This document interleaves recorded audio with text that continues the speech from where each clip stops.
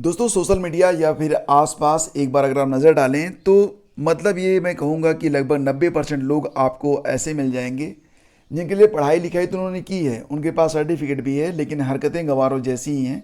और फिलहाल ये भी कहना बड़ा मुश्किल होगा कि गंवार गंवार का मतलब होता है जो ना पढ़ा लिखा हो, लेकिन तमाम लोग ऐसे हैं जो कि पढ़े लिखे नहीं हैं लेकिन उनके अंदर इंसानियत है।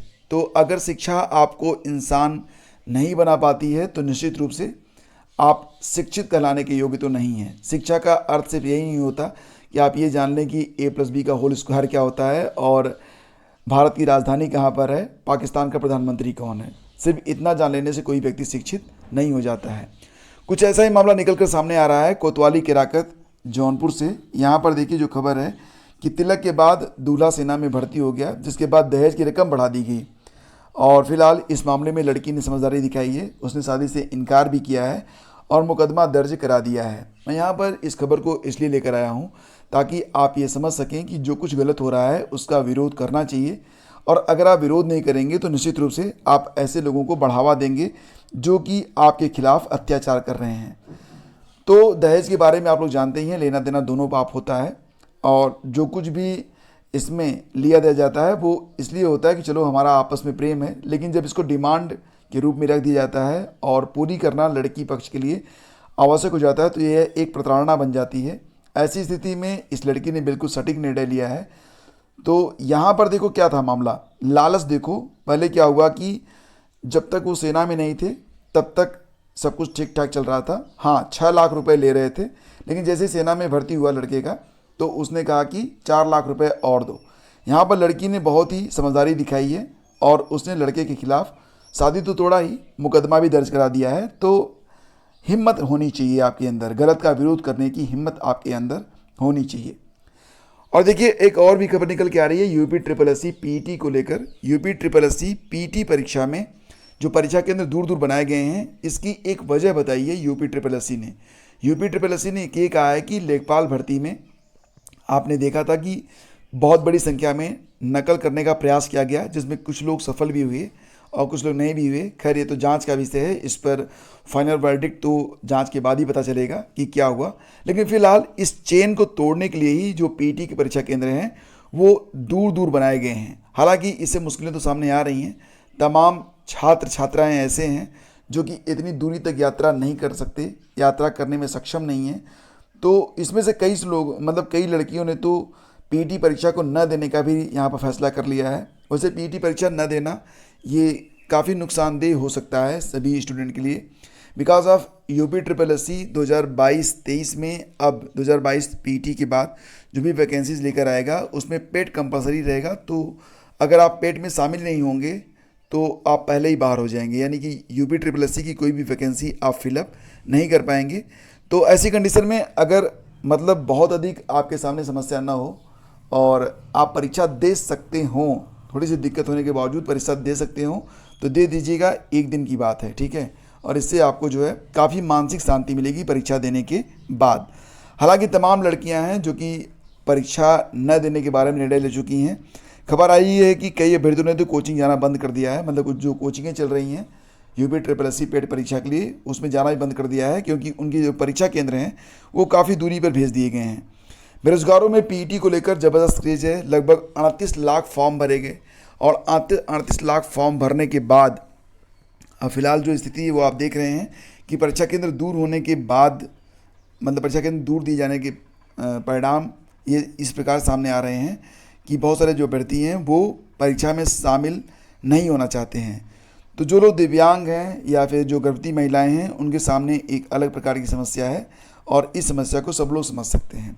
फिलहाल जो परीक्षा केंद्र है दोस्तों ये आप जानते ही हैं कि लगभग 100 किलोमीटर से लेकर 700 किलोमीटर के बीच में बनाए गए हैं। परीक्षा केंद्र काफ़ी दूर तक गए हैं, तो ये आप देख ही रहे हैं। पीटी नकल रोकने के लिए महिला अभ्यर्थियों को दूसरे जिलों में भेजा। तो यूपी ट्रिपल एस सी ने लेखपाल भर्ती परीक्षा में हुई नकल से सबक लेकर पीटी में इस बार महिला अभ्यर्थियों को भी उनके गृह जिले से बाहर परीक्षा केंद्र आवंटित किए हैं। आपने देखा होगा कि लेखपाल भर्ती परीक्षा में कई महिला अभ्यर्थी भी पकड़ी गई थी जो कि नकल करती हुई पकड़ी गई।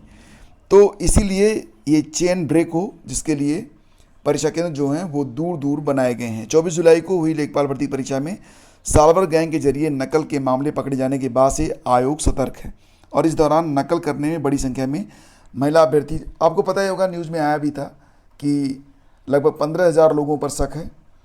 लेखपाल भर्ती परीक्षा में नकल की जांच कर रही एसटीएफ ने आयोग को पीटी भर्ती परीक्षा में नकल रोकने के लिए अभ्यर्थियों के परीक्षा केंद्र जिले से बाहर आवंटित करने का सुझाव दिया था। तो यहाँ पर तो जिले को पार करा दिया गया, यानी कि पड़ोसी जनपद में भी बहुत कम लोगों को मिला है सेंटर। कई लोगों को तो पड़ोसी जनपद के बाद वाला सेंटर भी दिया गया है। एनीवे, अगर ये प्रयोग सफल रहता है तो अच्छी बात है, क्योंकि पारदर्शिता एग्ज़ाम में बनी रहे ये और शुचिता बनी रहे, ये अभ्यर्थियों के सबसे अधिक हित में रहेगा। एग्ज़ाम सेंटर थोड़ी दूरी पर भी है तब भी काम चलता रहेगा। उत्तर प्रदेश लोक सेवा आयोग ने एक विज्ञप्ति जारी की है जिसमें बताया गया है कि खान निरीक्षक यानी कि माइनिंग इंस्पेक्टर की जो प्रारंभिक परीक्षा है यह 2 जनपदों में होगी, प्रयागराज और लखनऊ में 18 दिसंबर 2022 को। तो इसको आप लोग ध्यान दीजिएगा कि माइनिंग इंस्पेक्टर प्रारंभिक परीक्षा 2 जनपद में होने वाली है, प्रयागराज और लखनऊ में 18 दिसंबर को। इससे संबंधित जो खबरें हैं वो अखबारों में भी दे दी गई हैं ताकि अभ्यर्थी इसके बारे में अवेयर हो जाएं। ऑफिशियल वेबसाइट पर इससे संबंधित नोटिस भी लगा दी गई है। और देखिए, एलटी ग्रेड शिक्षक भर्ती के लिए प्रतियोगी छात्रों ने सौंपा ज्ञापन। तो यहाँ पर आपको पता चलेगा कि एलटी ग्रेड का विज्ञापन क्यों जारी नहीं हो रहा है। देखिए फ्रेंड्स, एलटी ग्रेड के लिए जो अर्हता संबंधी जो विवाद चल रहा था, आपको पता ही होगा 2018 में जब एलटी ग्रेड की वैकेंसी आई थी तो अर्हता को लेकर काफ़ी वाद विवाद हुआ था। तो अर्हता के विवाद के निपटारे के लिए यहाँ पर आयोग ने सरकार को से सलाह मांगी थी और अभी तक उस पर जो है कोई रिटर्न रूप से डिसीजन सामने नहीं आया है, जिसकी वजह से अभी तक एलटी ग्रेड के लिए विज्ञापन जारी नहीं हो सका है। लेकिन अभ्यर्थी मांग कर रहे हैं कि एलटी ग्रेड और जीआईसी प्रवक्ता के लिए जो विज्ञापन है वो शीघ्र से शीघ्र जारी किए जाएं। तो यहाँ पर आप देख सकते हैं, पवन मौर्य ने प्रतियोगी छात्रों को बताया कि कई विषयों में समकक्ष अर्हता पर स्थिति स्पष्ट करने के लिए शासन को पत्र लिखा गया है, वहाँ से अभी कोई निर्णय नहीं हुआ है। प्रतियोगी छात्रों ने एलटी ग्रेड शिक्षक भर्ती 2018 के तहत द्वितीय लिस्ट का मुद्दा भी उठाया। तो छात्रों को बताया गया कि 8 विषयों की द्वितीय लिस्ट 1 माह के अंदर उपलब्ध करवा दी जाएगी। हिंदी विषय में आवेदन तिथि की अर्हता से संबंधित जो विवाद है उस पर छात्रों को बताया गया कि मामला कोर्ट में है, न्यायालय का जो भी निर्णय होगा उसका अनुपालन किया जाएगा। तो ये अपडेट है एलटी ग्रेड के बारे में।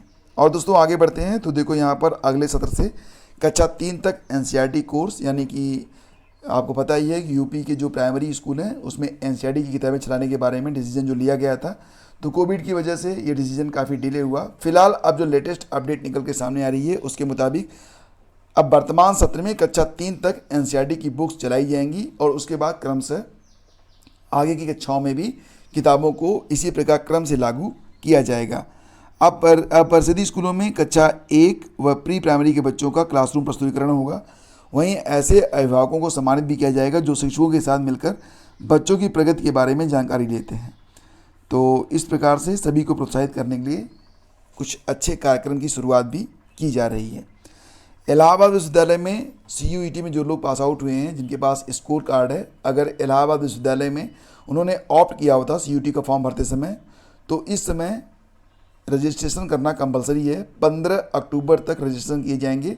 देन आफ्टर 2 दिन का समय मिलेगा ऐसे विद्यार्थियों को जिन्होंने रजिस्ट्रेशन में त्रुटि कर दी है, तो उस त्रुटि को वो दूर कर पाएंगे। बेसिक रूप से अगर देखा जाए तो जो त्रुटि हुई है वो डोमेन सब्जेक्ट को भरने में लेकर हुई है। तो इस प्रकार से जिन लोगों ने डोमेन सब्जेक्ट भरने में या किसी अन्य प्रकार की त्रुटि को दर्ज कर दिया है तो उनको 2 दिन का अतिरिक्त समय दिया जाएगा। और ये जानकारी जो है प्रोफेसर जेके पति, जो कि यूजी प्रवेश के चेयरमैन हैं, उनके द्वारा दी गई है। तो 2 दिनों का अतिरिक्त समय अभ्यर्थियों को मिलेगा अगर उन्होंने कोई त्रुटि की है तो उसको सुधारने के लिए। तो देखिए फ्रेंड्स, ये थी आज की पूरी अपडेट। और अगर सेशन आपको अच्छा लगता है तो लाइक और शेयर भी जरूर किया करें। मैं आपको बता दूं चलते चलते कि UPSSC पेड परीक्षा के लिए इतिहास के 100 मोस्ट इंपॉर्टेंट क्वेश्चंस की एक वीडियो आपके लिए अपलोड कर दिया गया है, लॉन्च कर दिया गया है। तो उसको आप लोग जरूर देख कर जाइएगा परीक्षा देने के लिए। क्योंकि हमने 2021 और 2022 में UPPSC और UPSSC की जितनी भी प्रतियोगी परीक्षाएं हुई, जिसमें मंडी परिषद, पूर्ति निरीक्षक, वन रक्षक, PCS 2022, विधानसभा RO UPPSC का जो RO है और जो अन्य प्रतियोगी परीक्षाएं हुई हैं, उसमें से 100 प्रश्नों को चुना हुआ है जो कि मोस्ट इंपॉर्टेंट है। और ये प्रश्न बिना देखे आपको परीक्षा देने नहीं जाना चाहिए। लिंक वीडियो के डिस्क्रिप्शन में मैंने दे दिया है, वहाँ पर जाकर चेक कर लीजिएगा, वीडियो को वॉच कर लीजिएगा आज और अभी, ठीक है। ये आपके लिए बहुत ही ज़रूरी है, रिक्वेस्ट समझिए, सलाह समझिए। Thank you so much, have a great day, जय हिंद।